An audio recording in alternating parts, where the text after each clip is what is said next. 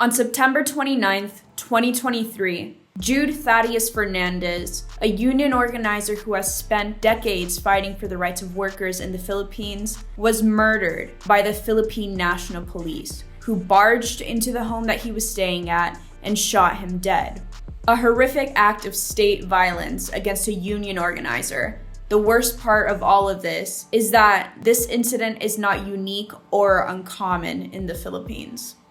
While international media is currently putting most of its energy into manufacturing consent for genocide in Palestine, painting freedom fighters standing up to colonialism as savage barbarians hell-bent on committing infinite, unfathomable atrocities, the real atrocities of imperialism and its comprador lackey states continue to be committed around the world unchecked.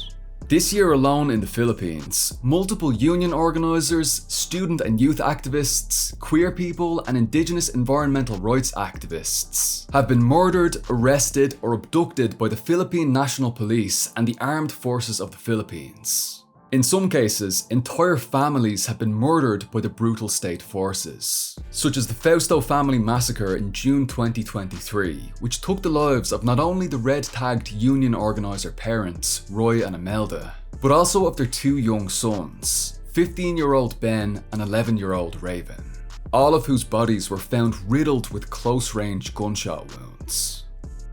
These killings are rarely covered outside of the Philippines, where the ruling class of the imperial core, who owns the majority of the mass media corporations, benefit from the Philippine government's persecution of progressive activists and union organizers. This persecution allows foreign and domestic companies on the archipelago to continue to severely underpay their workers, violate their rights with little to no repercussions, and maintain control over the majority of our indigenous land and resources. Those who own these media companies in the West also benefit from the Philippine government's maintaining of these abysmal conditions for Filipino workers to ensure the continued existence, promotion, and expansion of the labor export policy, which sells Filipino labor directly to capitalists in these imperial core countries. As a left-wing media outlet, however, we can't ignore or stay silent about the suffering of the oppressed Filipino masses at the hands of the reactionary comprador capitalist states. So today, Anna and I will be covering the political persecution of union organizers and progressive activists in the Philippines, including the colonial history behind this, the current conditions for mass organizers in the Philippines, what the solution to this is, and what we outside the Philippines can do to support progressive activists in the archipelago. But first, this video has been made in collaboration with Just Left, an incredible left-wing t-shirt store from India, run by workers for workers. Like Marxism today, Just Left is a workers' collective that's growing cooperatively instead of along capitalist lines. It was launched by the founders of the well-known International magazine as part of the broader political struggle against imperialism, against fascism, and for the working class and oppressed masses of the world. They make fantastic t-shirts promoting socialism, feminism, queer liberation, Palestinian liberation, and more. We aren't being paid to do this as an advertisement. We legitimately just really like their work. When you buy from Just Left, as opposed to capitalist enterprises that rely on unequal exchange and extreme exploitation of the world's most oppressed people, you're supporting workers and progressive activists from the global south directly. So if you're looking for some nice new clothes promoting the kinds of values that we broadly uphold here at Marxism today, then head on over to Just Left's shop linked in the description box below, grab some stylish socialist t-shirts, and help out some comrades in the process. Alright, back to the video now with a brief overview of the history of political repression in the Philippines. Since the 1500s, the Philippines has been under colonial domination. This started first with the Spanish Empire, and after the Spanish-American War, the Philippines came under the control of the Americans. The Empire of Japan also colonized the Philippines during World War II, briefly taking control of the archipelago away from the Americans. And just like the Spanish and Americans, the Japanese subjected the Filipino people to massive political repression and domination in the form of mass murder, arrest, rape, and forced labor. On the 4th of July 1946, the Philippines was officially recognized as a sovereign nation.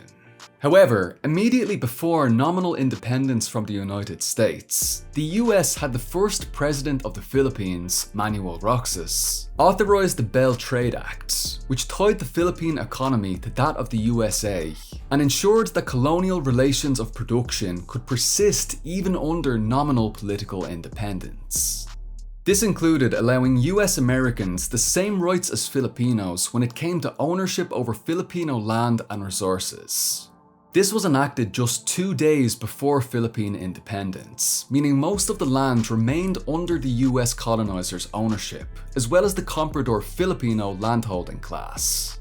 On the day of independence and every day since, US military presence on the archipelago has remained strong and ready to protect US ruling class interests. Rather than offering genuine national liberation, this supposed independence of 1946 changed the status of the Philippines from a colony to a semi-colony, which it remains as to this day. So the form of colonial domination and exploitation changed, but its essence, its content remained the same. This is in no small part due to the Filipino ruling class's own class interests in aligning with the American empire. Every single sitting president of the Philippines has been a pro-American talking head. And every single one of them has either been from a land-holding, comprador political dynasty or become a corrupt bureaucrat capitalist who has aligned themselves with the interests of the American and Filipino ruling class prior to coming to office. The most notorious example of this was of course the fascist Ferdinand Marcos, the dictator of the Philippines who declared martial law against the Filipino people in order to maintain what are commonly referred to as the 3 basic problems of the Philippines: feudalism, bureaucrat capitalism, and imperialism, keeping these intact from the growing anti-status quo sentiment and mass mobilizations for a truly independent and truly democratic Philippines. Martial law in the Philippines lasted over a decade. During these years, some of the most heinous examples of political repression against Filipino activists and mass organizers post-faux independence occurred. The brutality of Ferdinand Marcos's martial law resulted in the extrajudicial killings of 3,257 Filipinos, the torture of at least 35,000 Filipino activists and revolutionaries, and the mass incarceration of at least 70,000 people. After the People Power Revolution, which ousted Marcos, the government of Cory Aquino continued to politically repress left-wing workers and peasant organizers, with all hopes for a better Philippine society for the proletariat and peasantry being immediately squashed by the Mendiola massacre. Every single Filipino president since has been responsible for the political persecution of labor unionists, left-wing activists, mass organizers, and indigenous people in the Philippines. Every single one. One of the most notorious recent examples of this was President Rodrigo Duterte, who initiated a supposed war on drugs, which was, in reality, as it is everywhere, a war against the poor and the most oppressed. This resulted in the murder of at least 12,000 Filipinos from the urban poor population, and the disappearance of many others, including student mass organizers. Duterte also presided over the bombing of indigenous Lumad schools and other community centers, using the excuse that these civilian areas were communist bases. However, the reality is that the armed forces of the Philippines targets indigenous land to free up its usage by foreign and domestic capitalist enterprises.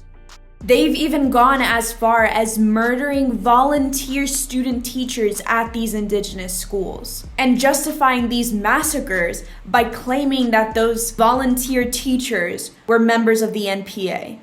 This is the exact justification that the AFP gave when they massacred prominent Filipino activist and student volunteer teacher at one of these indigenous schools, Chad Buck, along with 4 other student volunteer teachers, Jerain, Eligen, Robert, and Tirso, on February 24th, 2022.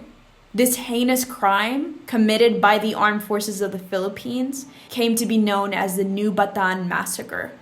And due to the Philippine government's own class interests aligning more with the capitalist imperialists who seek to profit off of the destruction of our nature and displacement of our indigenous Lumad people, instead of, the rights of our indigenous Lumad people and the preservation of our ecosystem, the Philippines remains the deadliest nation in Asia for environmental activists.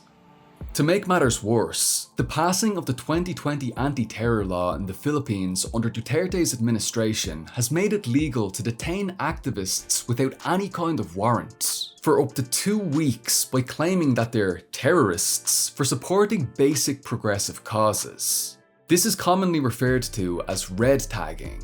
And this brings us up to today, to the Philippines under a new leader with an unsettlingly familiar name, President Ferdinand Marcos Jr., otherwise known as Bongbong Marcos.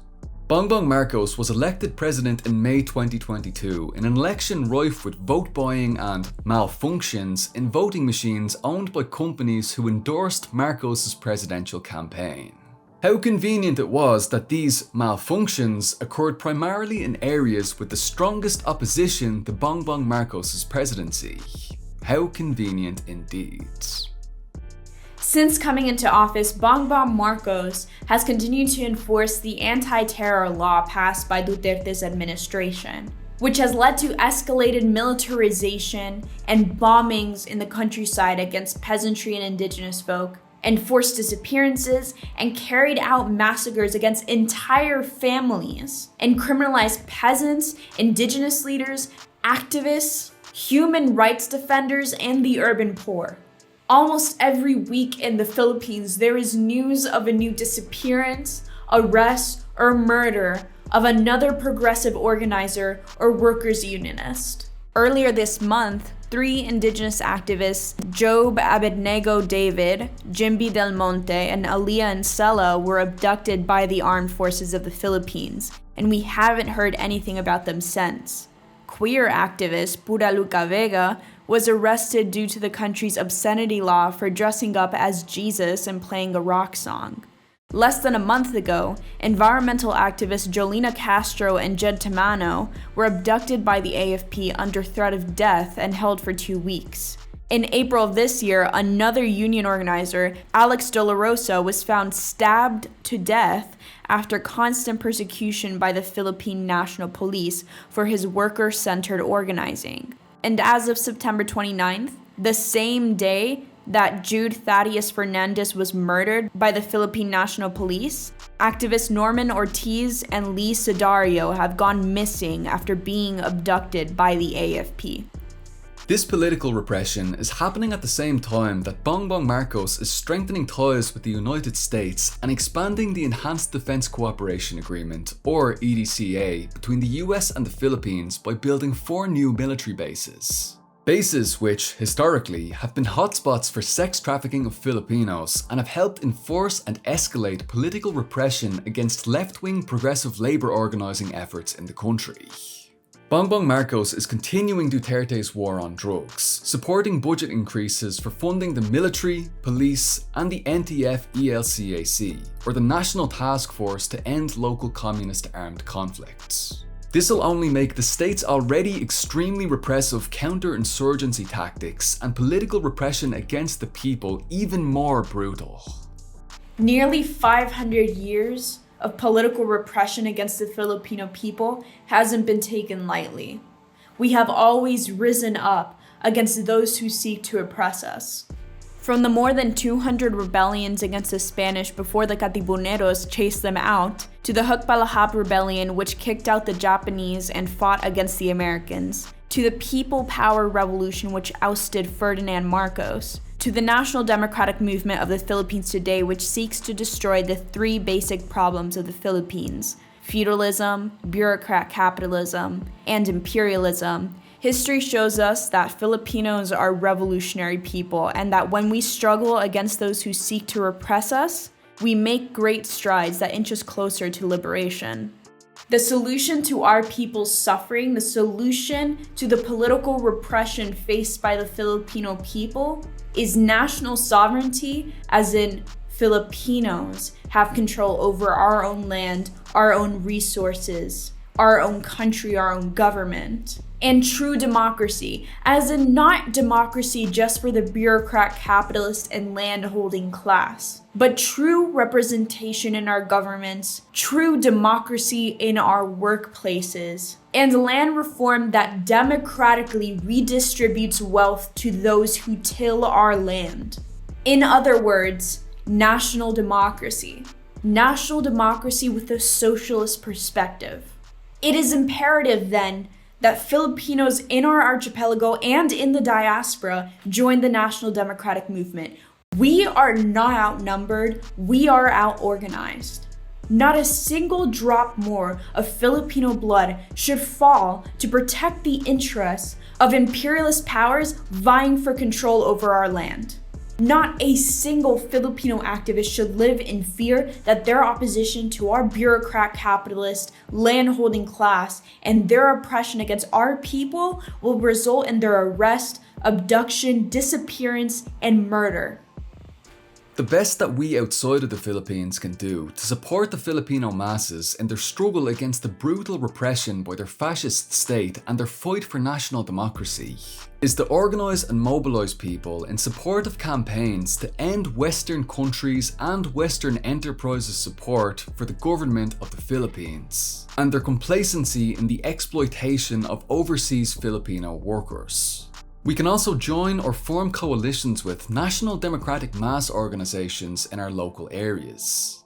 These are things that we can and should do. But at the very least, we have to refuse to remain silent, unlike mainstream media, and play our parts in standing up, speaking up, and raising awareness about these ongoing atrocities. Maki baka, huwag matakot! Never again to martial law.